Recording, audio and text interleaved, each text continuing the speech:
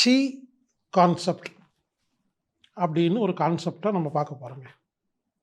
C அப்படின்னா சிஹெச்ஐ. சீனர்கள் C அப்படிங்கிற வார்த்தையை அதிகமாக யூஸ் பண்ணுவாங்க.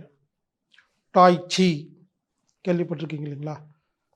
சிஹெச்ஐ சி அப்படின்னா என்னென்னா தமிழில் உயிர் சக்தி. உயிர் சக்தின்னா என்னென்னா பிராணன். இந்த சி கான்செப்ட் உங்களுக்கு புரியணும்னா, நம்ம வீட்டில் கரண்ட் இருக்கு இல்லைங்களா?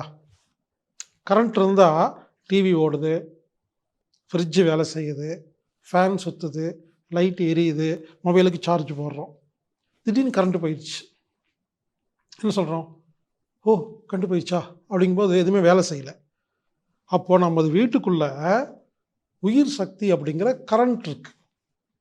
அப்போ கரண்ட்டுங்கிற ஒரே ஒரு சக்தி இருக்கிறனால எல்லா எலக்ட்ரிக்கல் ஜாமானங்களும் வேலை செய்யுதா? அந்த கரண்ட்டு போனோன்னே எல்லாமே ஆஃப் ஆகிருதா?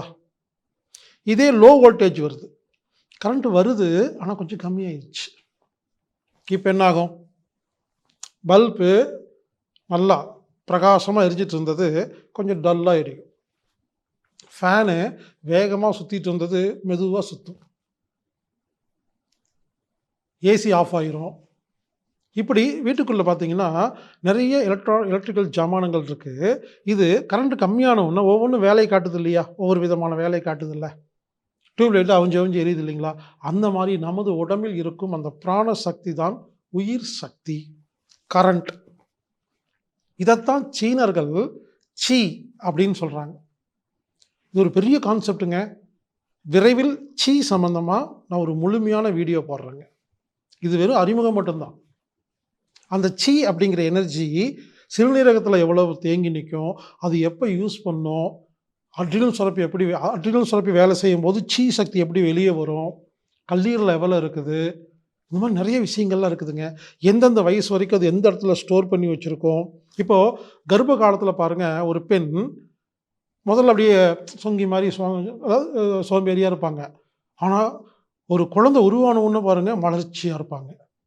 ஏன்னா அந்த சி சக்தி குழந்தைக்குன்னு சில சேமித்து வச்சுருக்கோம். இப்படி நமது உடம்பு என்பது உயிர் சக்தி அப்படிங்கிற பிராணசக்தி அப்படிங்கிற சி எனர்ஜி மூலமாக வேலை செய்கிறது.